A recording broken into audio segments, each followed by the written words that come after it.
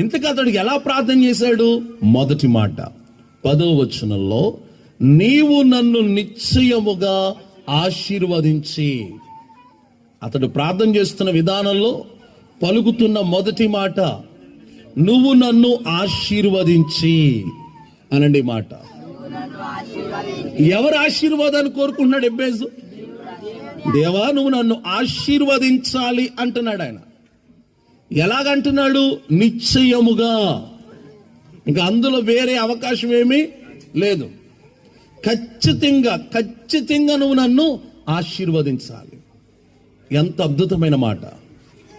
చాలా సందర్భాల్లో మనం కూడా ప్రార్థన చేస్తున్నాం, కానీ మన ప్రార్థనలో మనం దేవుణ్ణి అడగడం లేదు, తండ్రి నువ్వు నన్ను నిశ్చయముగా ఆశీర్వదించాలి అని. ఎందుకంటే దేవుని పిల్లలుగా దేవుని మందిరానికి వస్తున్న మనము ఆశీర్వదించబడుట దేవుని చిత్తము అన్న విషయాన్ని మర్చిపోకండి.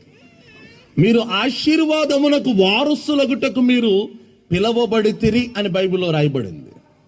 దేవుడు మనలను ఆశీర్వదించడానికి ఆయన మనలను తన బిడ్డలుగా మార్చుకున్నాడు.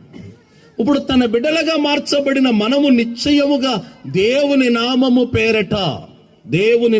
పేరట ఆశీర్వది